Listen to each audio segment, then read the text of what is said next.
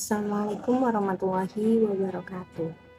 Perkenalkan, saya Elok Nurfaiko dengan nomor NIM 240701600053. Pada kesempatan siang hari ini, izinkan saya untuk sedikit mempresentasikan tentang materi kita pada hari ini, yaitu relasi teman sebaya pada perkembangan anak awal.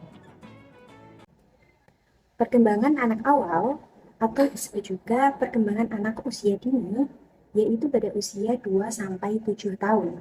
Usia ini disebut sebagai usia emas atau golden age, di mana anak-anak usia ini itu mengalami perkembangan yang signifikan dalam berbagai hal, yaitu mereka itu berkembang secara kognitif, berkembang secara fisik, berkembang secara sosial, dan lain sebagainya. Nah, mereka juga mengalami pematangan fungsi-fungsi fisik dan psikis yang siap merespons stimulasi yang datang dari lingkungannya. Nah, perkembangan sosial anak awal itu sangat penting bagi proses pematangan mereka dan pertumbuhan mereka. Nah, secara umum, anak-anak memiliki kebutuhan sosial berupa interaksi dengan orang lain. Perkembangan sosial dapat dimulai dari proses sosialisasi anak terhadap lingkungan, termasuk dengan teman sebayanya yang akan memberikan mereka pengetahuan dan keterampilan di masa depan. Nah, jadi teman sebaya ini juga akan membuat anak-anak itu dapat melakukan hal yang sebelumnya mungkin mereka tidak pernah lakukan, sehingga ini juga akan menjadi pengetahuan baru bagi mereka dan keterampilan yang akan mereka kuasai mungkin di masa depan, begitu. Kemudian karakteristik perkembangan sosial pada perkembangan anak awal. Jadi anak-anak itu memiliki karakteristik ketika mereka sudah berkembang secara sosial di masa awal masa anak-anak mereka. Jadi mereka itu akan cenderung memilih ya teman-teman yang sejenis dengan mereka. Contohnya si anak-anak cewek dengan anak cewek, ataupun anak-anak cowok dengan anak-anak cowok gitu. Karena apa? Karena mereka itu memiliki mungkin kesamaan kesukaan ya. Anak-anak cewek biasanya suka sama boneka, ya kan, sama warna pink, sehingga mereka merasa memiliki kesamaan gitu. Kemudian kepercayaan lebih akan meningkat terhadap teman-temannya. Mereka mulai membuka diri tentang diri mereka. Mereka sudah mau meminjamkan atau mempercayakan permainan atau mainannya untuk teman-temannya gitu.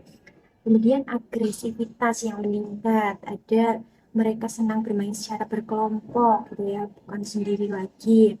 Kemudian mulai belajar untuk menjalin tali persahabatan yang baik dan melibatkan rasa setia kawan, seperti memberikan pembelaan. Contohnya, semisal temennya itu dinakalin gitu ya sama teman yang lain, mereka mungkin akan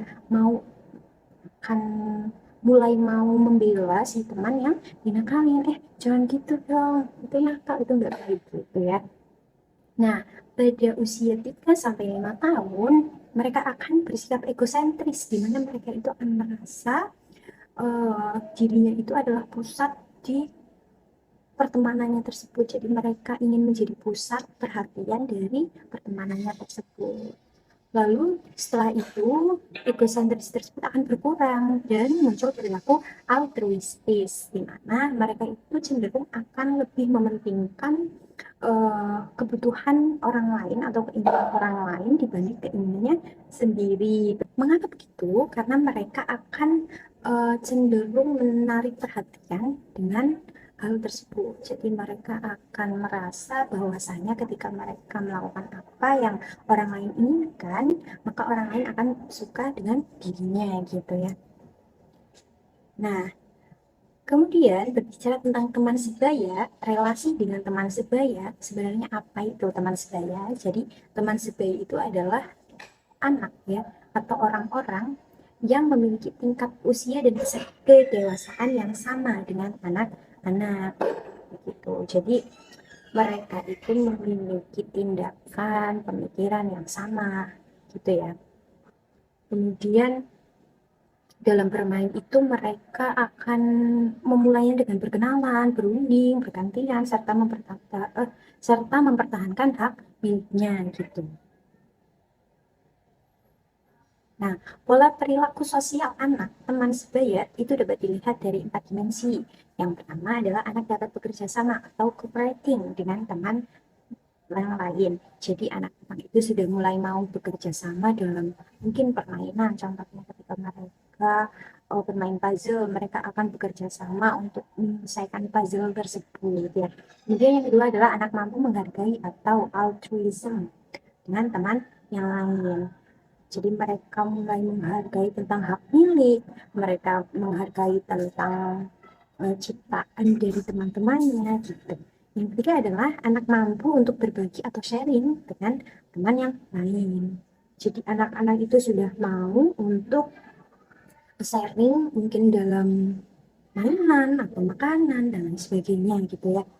Yang keempat dan yang terakhir adalah anak mampu membantu atau helping others, orang lain gitu. Jadi mereka sudah mau untuk membantu dan mereka sudah uh, punya pemikiran untuk membantu orang lain gitu. Nah, ada beberapa bentuk-bentuk sosial anak usia awal. Jadi bentuk-bentuk perilaku itu yang pertama adalah sikap ramah gitu ya. Itu akan berpikir bahwa ketika mereka ramah, mereka akan disukai oleh banyak orang sehingga mereka diterima oleh teman sebayanya gitu. Yang kedua adalah hasrat anak dalam penerimaan sosial seperti yang tadi saya katakan ya, bahwasanya anak-anak itu akan cenderung melakukan apa yang bisa menghantarkan mereka dalam penerimaan sosial terhadap teman-teman sebayanya. Jadi anak-anak itu akan mulai menghargai orang lain dan menyesuaikan diri dengan lingkungan sosial mereka gitu. Yang ketiga adalah empati. Jadi empati ini adalah bentuk rasa kasih sayang yang ditunjukkan oleh anak-anak dengan teman sebayanya gitu. Yang keempat adalah agresif. Nah, agresif ini dimunculkan ketika ada sesuatu hal yang mungkin mengganjal dari diri anak-anak atau mungkin suatu hal yang tidak anak-anak sukai gitu. Nah, faktor-faktor yang mempengaruhi relasi teman sebaya anak usia awal. Jadi ada faktor-faktornya. Yang pertama adalah latar belakang teman sebaya. Jadi adanya kesamaan di antara satu anak dengan anak yang lain. Contohnya dari kesamaan hobi, suku, ras, agama, asal, lingkungan, dan pekerjaan orang tua. Jadi mereka merasa adanya kesamaan sehingga mereka lebih sefrekuensi gitu ya dalam berkembang. Yang kedua adalah nilai-nilai dalam teman sebaya. Jadi ketika teman sebaya itu memiliki aturan dan cara merespon aturan tersebut itu hampir sama dengan dia, mungkin itu akan lebih membuat dia itu dekat dengan teman sebayanya. Yang ketiga adalah faktor keluarga. Jadi seperti pola asuh dari orang tua, pendidikan orang tua, kemudian jumlah saudara dalam keluarga. Itu juga mempengaruhi adanya uh, relasi teman sebaya pada anak usia awal gitu. Nah, tapi ternyata teman-teman dalam relasi ini juga ada dampak positif dan negatif dari teman sebaya. Yang pertama adalah dampak positif. Satu, anak dapat belajar keterampilan sosial, emosional. Mereka sudah dapat mengatur emosi mereka, seperti empati, kemudian adanya kerjasama, strategi pemecahan masalah, misal mereka dalam permainan gitu ya. Mereka itu sudah bisa bekerja sama dan menyelesaikan masalah secara bersama-sama gitu ya. Yang kedua adalah anak dapat belajar saling menghargai, bertanggung jawab, berbagi, dan berpikir terhadap kondisi teman. Gitu. Jadi mereka itu sudah tahu gimana rasanya, bagaimana melakukan tanggung jawab, menghargai dan lain sebagainya. Yang ketiga adalah anak dapat belajar berempati dan membantu teman yang kesusahan.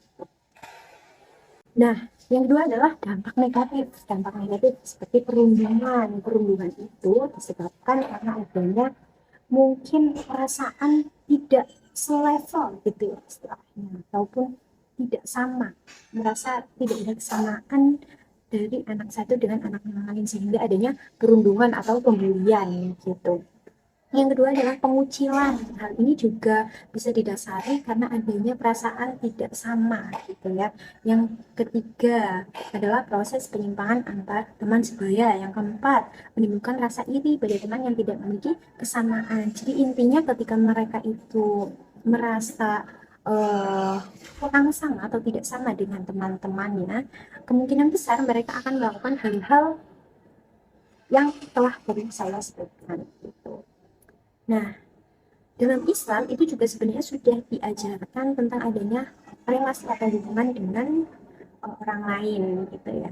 Dalam Islam dianjurkan untuk bergaul dengan orang yang soleh sehingga apa? Sehingga kita juga uh, mencontoh teladan kebaikannya, dapat mengambil ilmu darinya, serta dapat mencegah kita dari pergaulan yang tidak sehat atau tidak sesuai dengan syariat Islam gitu. Nah, seperti Allah firmankan dalam Quran surat Al-Furqan ayat 74 dan Infitar ayat 10 sampai 12 yang berbunyi A'udzubillahi minasyaitonirrajim Bismillahirrahmanirrahim walladzina yaquluna rabbana hab lana min azwajina wa dzurriyyatina qurrata a'yunin waj'alna lil muttaqina imama, yang artinya adalah dan orang-orang yang berkata wahai Tuhan kami anugerahkanlah kepada kami penyucuk mata dari pasangan dan keturunan kami serta jadikanlah kami sebagai pemimpin bagi orang-orang yang bertakwa. Jadi ayat ini itu menjelaskan tentang orang-orang itu kebanyakan atau pasti akan menginginkan anak-anak atau keturunan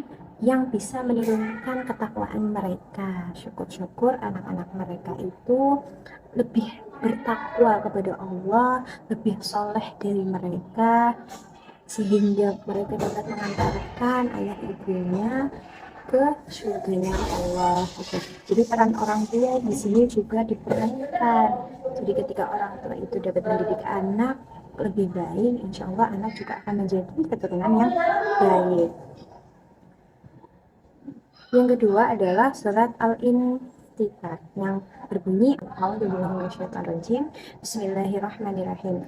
Wa inna 'alaikum lahafidin kiraman katibin ya'lamuna ma taf'alun, yang artinya adalah sesungguhnya bagi kamu ada malaikat-malaikat pengawas mulia di sisi Allah dan mencatat amal perbuatanmu. Mereka mengetahui apa yang kamu kerjakan. Jadi kita sebagai umat Islam itu harus percaya bahwasanya ada malaikat-malaikat yang siap mencatat amal baik dan amal buruk serta tindak tanduk yang kita lakukan. Jadi kita itu harus senantiasa waspada terhadap apa yang kita lakukan, termasuk dalam menjalin relasi dengan teman sebaya begitu. Baik, mungkin hanya itu yang dapat saya sampaikan. Kurang dan lebihnya mohon dimaafkan. Wabillahi taufiq wal hidayah. Wassalamualaikum warahmatullahi wabarakatuh.